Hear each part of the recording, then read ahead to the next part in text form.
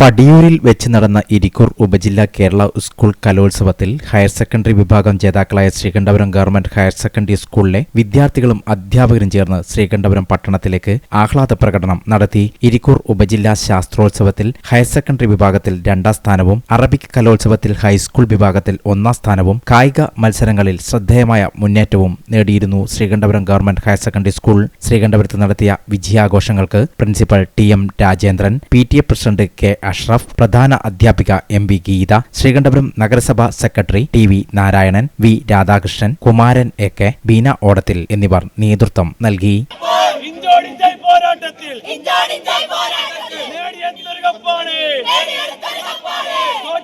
തോറ്റിട്ടില്ല